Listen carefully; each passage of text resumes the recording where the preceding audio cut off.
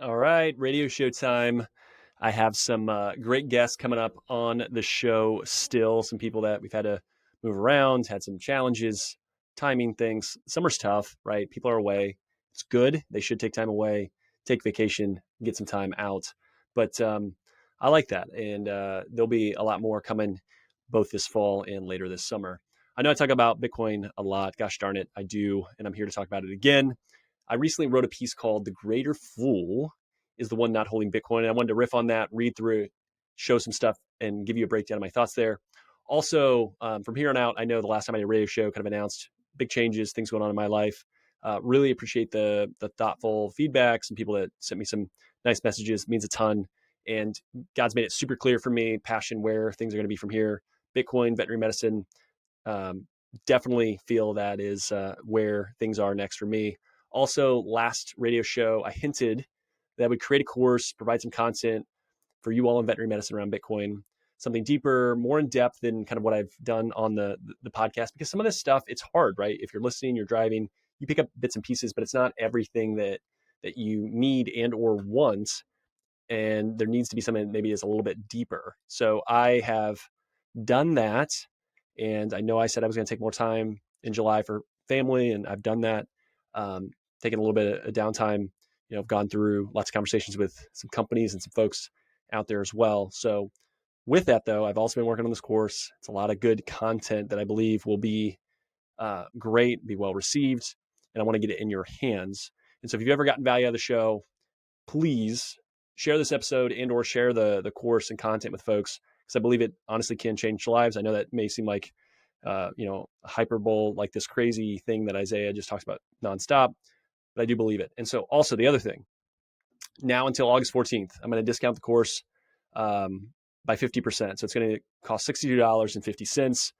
It's over 4 hours of content, video that's recorded. There's a bunch of extra links, content, basically everything that I've learned since 2019. I've tried to pack and make it easy, but also concise, but what you need to really go from zero to hero.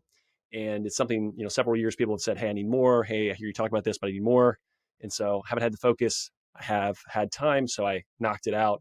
Excited about it. Again, there's a discount, and use the code VSP to get that 50% off. I want as many people to get it soon. I would love feedback on it. If you feel like there is something that's not, ideal, I'm going to tweak it over time and ensure it's the best course to give you the education on Bitcoin that you need. Not only just like what is Bitcoin, how to use it, but like the how to, the nuts and bolts, all that other stuff. So check it out. The website is out there, and it is something that I hope you will really, really enjoy and be able to take advantage of.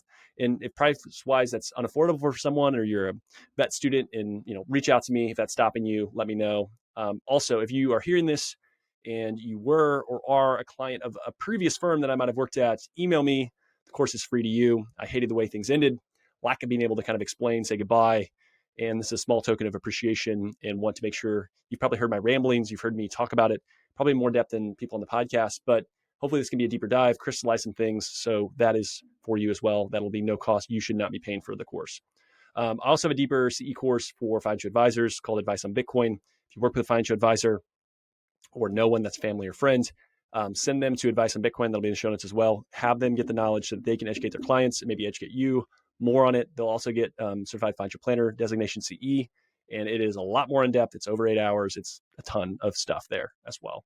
So let's dig into The Greater Fool is the One Not Holding Bitcoin, and we will dive in. I am going to share my screen on a couple occasions just to show some things and highlight, but I'm going to use mainly kind of just read through a lot of the article as well, because it is just such a good piece. And so I'll dive in. So recently I commented on a Twitter thread with a beautiful visual from Andy Flatterly that I found here, and I linked to the tweet, and I will link to this article as well in the show notes. And my question to the non-coiner advisor out there, so an advisor that doesn't allocate to Bitcoin, talk about it at all. If you are truly a long-term saver investor, how do you justify a 0% allocation? So this is not me, being a jerk, but just like I want to understand, why do advisors, if they run the numbers and look at the math, how do you justify owning 0% allocation to Bitcoin? A reply I got from someone that I've gone back and forth with before, very educated person, said, hey, here's a link to a Wikipedia post called the Greater Fool Theory. And for those that need a quick refresher on what that theory is, it is the belief that it asserts that an investor can profit from buying overvalued assets with the expectation that they can sell them at an even higher price to a greater fool in the future. In essence, the theory explains that it is possible to make money by purchasing an asset at an inflated price, counting on the hope that someone else will be willing to pay an even higher price for it later, aka you're dumping it on a fool. So this concept is particularly prevalent in markets driven by speculative bubbles, where asset prices are driven up by irrational exuberance rather than fundamental value. Fundamental value I have an issue with, but we'll touch on that later. Investors who adhere to the greater fool theory assume that even though they are buying at a high price, they'll find another investor, the greater fool, willing to buy from them at an even higher price before the bubble bursts. So basically, hot potato, here you go, I'm going to get rid of it, but I can still make money. To an ill-informed person who might examine Bitcoin and think about the greater fool theory, they see volatility, limited history, wasted energy, wasteful energy consumption, lack of intrinsic value, and regulatory concerns. There are other pushbacks, but those are the ones that I hear lots. And the well-informed Bitcoin person examines all this and says, good, love that. Let's break those down one by one. And so I'm going to share my screen here, and I'll try to walk through it for those that are listening audio only. But let's dive in on the article. And again, you can also check out the graph in the article as well. And I'll just leave it up for the rest of it. If you can improve the health of an animal, you do it, right? Of course. That's what makes Veterinarian special. You're mission driven. My friends at LifeLearn are the exact same way. For over 25 years, they've been partnering with you and your peers, providing affordable, customizable, online software solutions. These solutions save time, increase efficiency, and assist in managing all aspects of operations. Why? They want to help you improve your partnership with pet owners to improve pet health. LifeLearn has award-winning digital media solutions and are leading the pack as they've prioritized having extensive veterinary knowledge throughout their teams. That difference is seen, it's heard, and it's read by thousands of people across the country. Relax, grow, and thrive with LifeLearn. Click the link in the show notes for an exclusive offer to see how LifeLearn can allow you to get back to what you do best. Get it, but it says volatility is measured in two ways by financial professionals. And so financial professionals, they're going to look at Sharpe and Sorrentino ratios. Each factor is risk-adjusted performance to evaluate the returns of an investment relative to its risk. However, they differ in how they measure risk in their focus on downside volatility. Basically, if there's volatility, but it's going up and you're making money, typically an investment, no one cares, right? But if it's going down, you're like, WTF, that's a problem. And so the Sharpe ratio helps investors assess whether the excess return of an investment justifies the level of risk taken to achieve that return. So basically, it's going to say, hey, for each unit of risk that I'm putting in here, I need to get compensated with an equal return of appreciation or investment return to make sure like risk reward makes sense. And it's a good ratio to look at. A higher Sharpe ratio indicates a better risk-adjusted return, as it shows the investment has generated more return per unit of risk.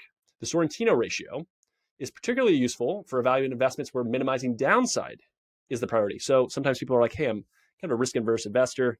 This Bitcoin thing, it's just so damn scary. I don't think it makes any sense to do. Not for me.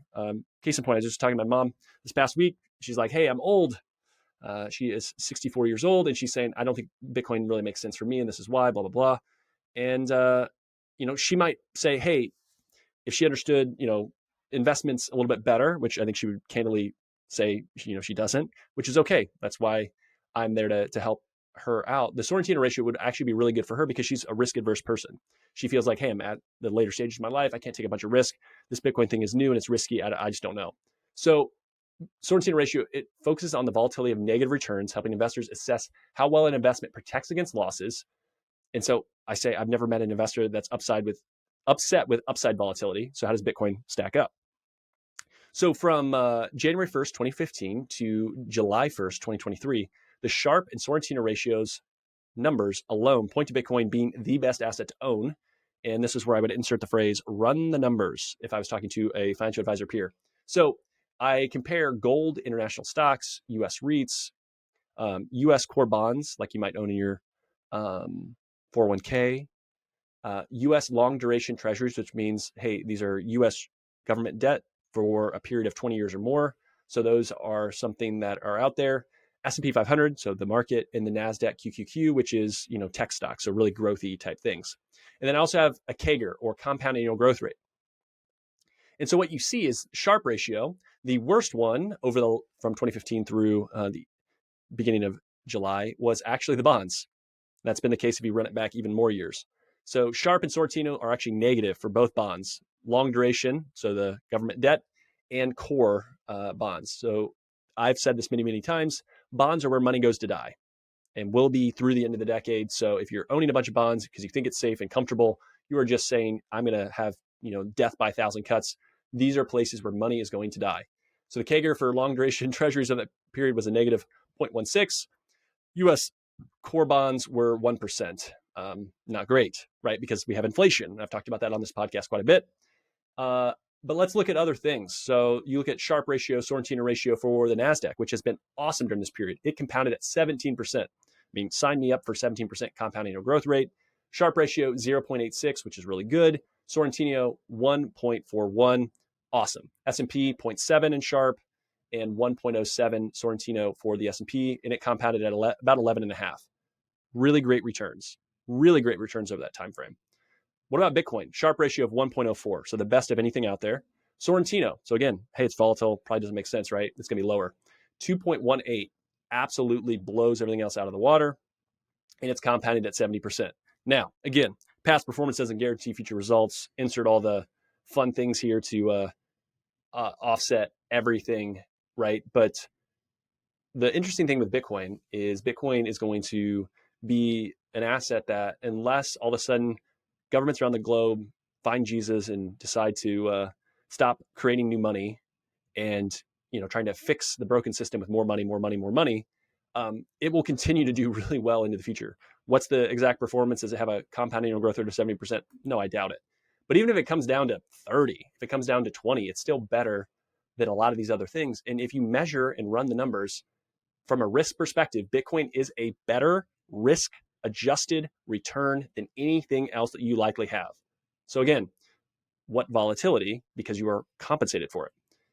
And I am going to stop sharing and we'll bring it back. And then the other one, right? Bubbles come and go. History matters. Financial advisors will, beat the drum. We have decades of return on stocks and bonds. Why do we need anything else? I've heard this many, many times. My first question is, we are in a rapidly changing technology landscape. How valuable is the data you have on bonds from the 80s or 90s? What about the stocks from the 60s? We're in an entirely different system today than in the past. High frequency trading, monetary policy, overall tech changes make massive differences. We didn't have ETFs in the 80s. We have ETFs now. We didn't have, these index funds in the 60s. We do now. Like, there's lots of changes. The fees associated with trades are totally different now. Also, when measured in trading hours, Bitcoin has traded more hours in the S&P 500. As of the close of 2022, Bitcoin traded 110,224 hours, while the S&P was 107,217. Bitcoin might feel new, but the beauty of the asset is it has ossified. The core merits and rules have been unchanged since 2009. Again, I cover a ton of this in the course, so I'm making high-level claims, but you obviously need to have the tech understanding and a background of like what makes Bitcoin work and why the rules won't change. But the block size wars of 2015 through 2017 help demonstrate individuals can count on Bitcoin's rule set. Really, really important for everyone to get that. And the next one is Bitcoin is bad for the environment. There are claims that Bitcoin uses more energy than countries. While true, this concept misses the entire point. First, who decides what is a good use of energy and what's not? Second, a conservative figure is that somewhere between 5 and 10% of all energy produced gets consumed. It gets consumed and lost. It does not actually get to the point where people need it. So 5 to 10% of all energy produced doesn't make it to where we actually need it. And the factors that include why there's this loss of 5 to 10% of all the energy that we create: distance of transmission, voltage levels, types of transmission lines, and overall efficiency of the grid. There's going to be periods of inefficiency and loss in the system. Bitcoin consumes energy, and this will increase in the future, and that's a good thing. Yet today, it's estimated to be about 0.1 to 0.2 of the current energy output. So it's significantly less than what we currently produce and waste and lose. And it's a buyer of first and last resort, helping to stabilize grid infrastructure. It uses waste energy, see flare gas mining and landfill methane gas as great options of what is currently being utilized to mine Bitcoin with waste energy and or just extra energy that's out there. and it needs to provide the service of facilitating network transactions via proof of work. And what is proof of work? Real quickly, I don't go into this in the article. Proof of work is, hey, I know I need to go to the gym to be healthy, and I'm going to go, and when I work out and I sweat and I get tired, that builds up, my muscles. That's proof of work. Proof of stake, which is the other option in a lot of cryptocurrencies, or AKA altcoins, AKA shitcoins, is this idea of, hey, if I watch a YouTube video about going to the gym, I'm going to, have the ability to get tired, sweat, and grow muscle. Doesn't work. You need proof of work. Veterinary medicine is a proof of work business as well. In comparison, there are entire podcast articles and even books on the topic. I'll point the reader to the best overall overview by Lynn Alden called Bitcoin's Energy Usage Isn't a Problem. Here's why. So let's go to value. Does anything have intrinsic value? Intrinsic value is a broken concept. Individuals' value on a good comes from the potential for the good to meet human needs. Yet those needs are all personal choices, individual action.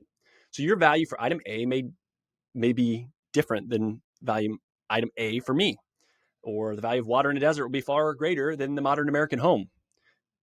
Once you'll hear that Bitcoin is backed by nothing, oftentimes. That's true. Money is the foundational bottom layer. It is the foundation, right? A foundation of a home doesn't have something underneath it, right? It is the foundation. And Bitcoin is better money. So here for a nice comparison chart of money by Fidelity, which I'll link in the show notes. We use money as a tool to help us facilitate trade and solve for the coincidence of wants. The coincidence of wants is an economic concept that refers to a situation in a barter system where two parties each possess goods or services that the other party desires, creating a mutual willingness to exchange. For a trade to occur in a barter system, both parties must have a double consequence of wants, meaning they must want the same thing at the same time in the exact quantity the other one has to offer. If this condition is not met, a trade cannot be initiated. So I have a truck full of potatoes that I dug up. I need my dog to get some work done at your vet clinic, and you don't like potatoes. Well, shoot, we have a problem. What if we had money that I could sell the potatoes for money and then pay for your services? The same way if you wanted potatoes, but I didn't need veterinary care, why would I want to give up, my potatoes, right? Maybe I don't have a dog. So there's this idea of money to help solve that. And the absence of a consequence of wants is a major limitation of barter systems, making it finding a suitable trading partner, because maybe we have to add other people. I trade my potatoes for this and this and this, and then finally we get to the point where we can do it. It makes exchanges difficult. The introduction of money in an economy resolves the problem. Money acts as a medium of exchange, enabling people to buy and sell goods and services without requiring a direct match of desires between the trading parties. This significantly simplifies transactions and facilitates the exchange of goods and services more effectively than the barter system. And that is so true. And I think a lot of people misunderstand that money is the thing that acts as our measuring stick. And if you skew and you have broken money, that measuring stick is now not the same length and it's always changing. And how do you measure something if you don't have a consistent measurement system? If one day we're measuring in the metric system and the next we're measuring in the US system, and then we're changing what those things mean day in and day out, that gets really hard to run a business or plan a household or do anything. So what about the idea of regulatory clarity? Man, I cannot speak today. I'll own Bitcoin when ... There is regulatory clarity on Bitcoin. It's a monetary commodity. Gary Gensler, the SEC chair, has noted several times. Cynthia Loomis is a senator for Wyoming and a Bitcoin holder and advocate. Helps oversee the Banking, Housing, and Urban Affairs Committee. Montana and Arkansas signed a bill proposing that Bitcoin mining businesses may operate in the states. They cannot be discriminated against. Several others are looking at this as well. Texas has added to its state Bill of Rights a provision to recognize the rights of individuals to possess, retain, and utilize digital securities. Lastly, Bitcoin's decentralized nature makes it impossible for anyone, even governments, to control or stop it. Given that it will always exist, the dynamic becomes one of jurisdictional arbitrage. If one oppressive government makes owning Bitcoin fully illegal with harsh penalties, other governments will embrace the opportunity to become home to Bitcoin-related businesses, investors, and capital will move where it is best treated, called the theory of capital mobility. It has important implications for policymakers. They should create an environment that attracts foreign investment and promotes domestic capital formation, aka the politicians will want to get reelected. They want to stay in power and they want people to vote for them. And how do you do that? You create jobs and you allow people to do what they want to do. As we close, Bitcoin skeptics may sound smart, but it comes back to Brandini's law. For those unfamiliar, it's the law known as the bullshit asymmetry principle, which is a concept that highlights the disproportionate effort required to refute false or misleading information compared to the effort required to create it. So it's much easier to spot off, hey, Bitcoin uses more energy than a country, that's bad, versus understanding how much energy is wasted. What actually is the methods of energy that is consumed by Bitcoin mining, and like all these extra nuances, right? So the amount of energy needed to refute something is in an order of magnitude bigger than to produce it. It's easy to send a link on Twitter. It's much harder to do the work and learn about a topic and challenge your priors.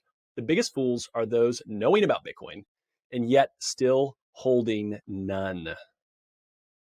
So, as we close, the course is there to help you learn about Bitcoin. You've heard me talk about it if you listen to the podcast for very long. You might be like, I've heard it, I'm busy, I don't have the time.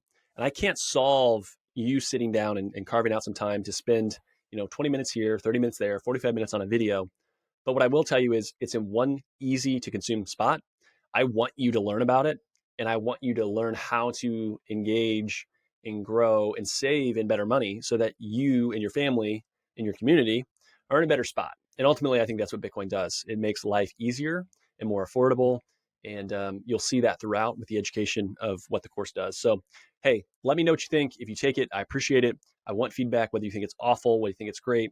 So please, please, please hit me up with that. And thank you for listening. I appreciate it. Until next time. Recruiting team members in your veterinary practice has never been this hard. You can either bury your head in the sand and hope it goes away or adapt. Enter Guardian Vets. By leveraging best-in-class technology, you can empower your staff and reduce their workload. Help reduce burnout. You also provide a better experience for your clients and patients, which you want to do as you serve them.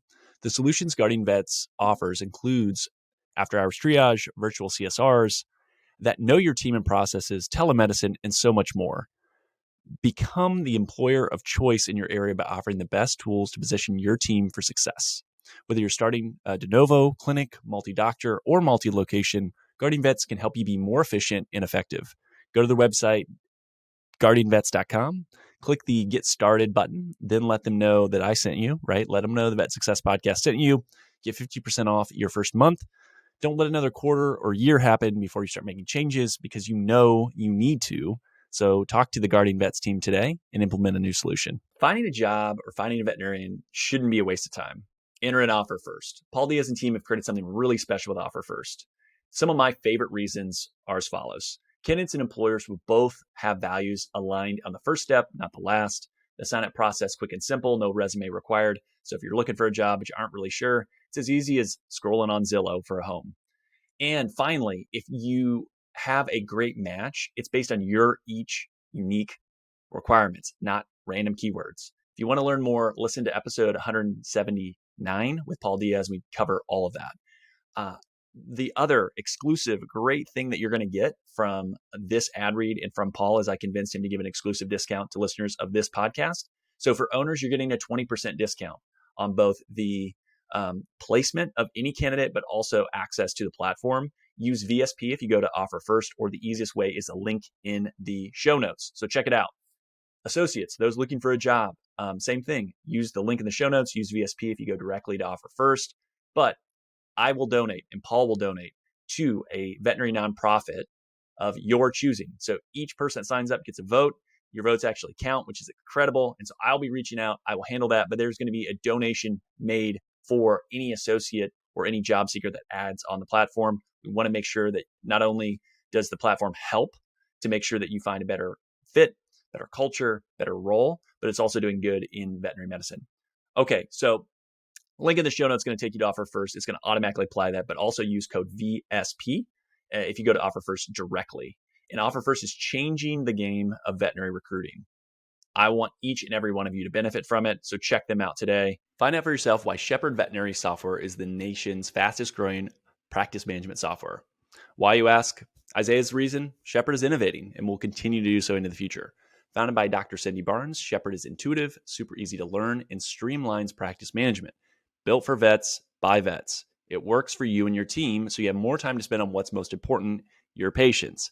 Shepherd automatically updates the medical records, adds services to the invoice, generates discard instructions, and so much more. Bring home more stories and less stress. Grow your practice. Check them out at Shepherd Vet. That is www.shepherd.vet.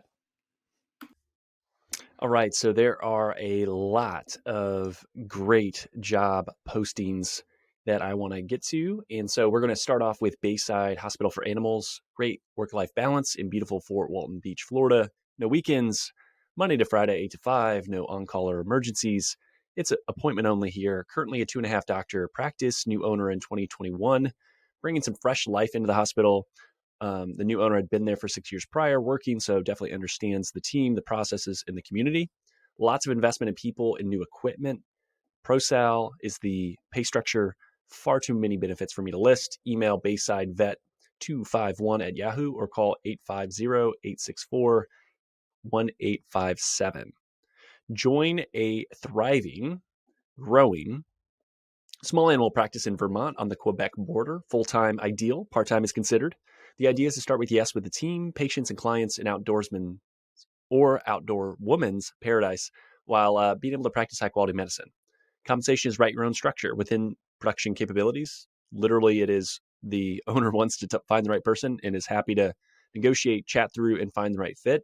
If you want autonomy and a boss that enjoys teaching, reach out to Newport Veterinary Hospital. You can email newportveterinaryhospital at gmail.com. North Central Indiana, looking for an oasis in the chaos. You know, who isn't, right? Come join the amazing team at Fulton County Veterinary Clinic. They strive to foster a fun, fast-paced work environment while providing quality patient care. They utilize the support staff efficiently so that the doctor is available to practice medicine and do what you're trained to do in less time on paperwork, which is great. Lots of investment in new equipment and technology to support you, full-time or part-time available. Small animal and exotics are both seen there, so no ER, no on call, no weekends, competitive salary with sign on bonus offered, and far too many benefits to list. Go to Fulton County Veterinary Clinic. So type that in and you'll find the job posting there. Last but not least, join Watertown Animal Hospital. Personable small animal veterinarian wanted for well established current 5-doctor mixed animal practice in northern New York, which is an outdoors person's paradise. Again, 2 of those. So if you like the outdoors, you can look at Vermont or New York. They have plenty of support staff with 6 CSRs, 6 licensed technicians, 4 animal caretakers, 2 technical assistants, a hospital assistant, a practice manager, and a bookkeeper. Focuses on mentorship and investment on the people and the technology. That's been a strategic initiative by the leadership team. No on call, 24-hour ER less than an hour away. Salary based on experience, but no less than $95,000. Can be straight salary, pro sal considered. Want to discuss that with the right person. Tons of benefits. Again, too much to list. Please reach out to watertownpetcare.com for that option as well. So again, if you find a role or a job or talk to anyone and it helps you in any way, I would love to hear that feedback. So please reach out. Let me know what you're able to do. And I will continue to post these. So if you are an owner, reach out to me, let me know. And we'll go from there. And until I hit a capacity of I can't keep recording these, I want to let people know who are high quality owners around the country looking for great help. So with that, we'll talk soon. Thanks for listening to today's show. The comments made on today's show should not be taken as investment, tax, or legal advice. All comments are for educational purposes only. However, you are intelligent enough to make decisions for yourself. So I do encourage you to dig in, learn for yourself, and not just outsource every decision that you make. You should talk to your professional team if you have one before implementing anything that I talk about, but also make sure they know what they're talking about. Push them, question them. That's healthy. That's okay. Oh, yeah. And you should probably own and learn a little bit about that Bitcoin thing. The biggest compliment you can give to me is to share the show with a friend or the podcast if there's another episode that you really like. That helps folks find it. That helps it grow. Reviews are critical. The Apple Podcast is the platform that's predominantly used for how people find the show. So if you have 3 minutes, love the show, please head over, give us 5 stars if you believe that's what we earned. And that would help more people find the show. Also, if you're new, go to YouTube. It's a channel. Putting up all the videos there as well. Sometimes it's going to be more interactive. Other times it's just going to be the conversation. So vainly, I want to get 100 subscribers so I get the vanity URL. That's the goal. We're on our way, but not quite there yet. For all of today's links, information, head over to veterinariansuccesspodcast.com. There you can also subscribe via your favorite podcast platform so you won't miss any episodes in the future. And finally, if you'd like more information, insights, or have the ability for your voice to be heard, join the private Facebook group. You can search for the Veterinarian Success Podcast on Facebook or head over to veterinariansuccesspodcast.com. Scroll to the bottom, about your host, click on the Facebook icon. And thanks again for listening. I appreciate you.